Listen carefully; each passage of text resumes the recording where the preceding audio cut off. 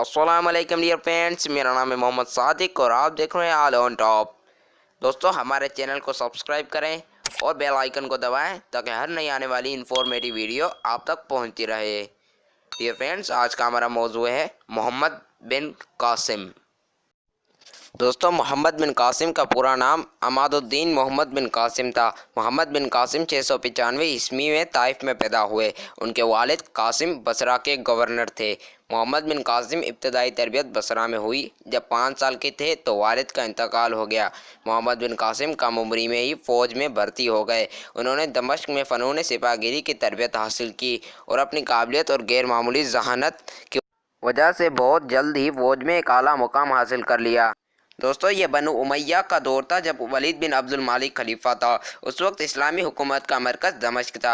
मशरक़ी सूबों का गवर्नर हज्जाज बिन यूसुफ था, मगर इनका सूबा भी हज्जाज के मातहत आता था। दोस्तों, उस वक्त हिंदुस्तान यानी सिंध में राजा दहर की हुकूमत थी। इस जंग का आगाज़ उस वक्त हुआ जब अरब के ताजरों को देबिल की बंदरगाह पर समुद्री लुटेरों ने लूट लिया और मुसलमान ताजरों को गिरफ्तार कर लिया। दोस्तों, हज्जाज बिन यूसुफ को जब इस वाक़ये का इल्म हुआ तो उसने राजा दहर को ख़त लिखा और ख़त में सारा वाक़या बयान किया और यह कहा कि समुद्री लुटेरों को पकड़कर गिरफ्तार किया जाए और मुसलमान ताजरों को रिहा किया जाए। मगर राजा दहर ने साफ इनकार कर दिया और कहा कि अगर तुम में हिम्मत है तो खुद आके छुड़वा लो। दोस्तों, इस बात पर हज्जाज बिन यूसुफ को बहुत गुस्सा आया, लिहाजा उसने 6000 सिपाहियों की एक फ़ौज तैयार की जिसका सरदार मोहम्मद बिन कासिम को मुकर्रर किया गया।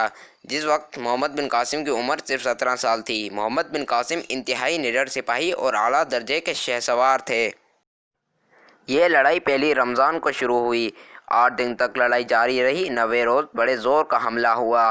राजा दहर मारा गया। शाम होते होते लड़ाई का फैसला हो गया और सिंध फतेह हो गया। दोस्तों, मोहम्मद बिन कासिम ने सिंध में तकरीबन 4 साल गुजारे। इस दौर में उन्होंने रवादारी और हुस्न सलूक की ऐसी तारीख रकम की जिसे इंसानियत हमेशा याद रखेगी।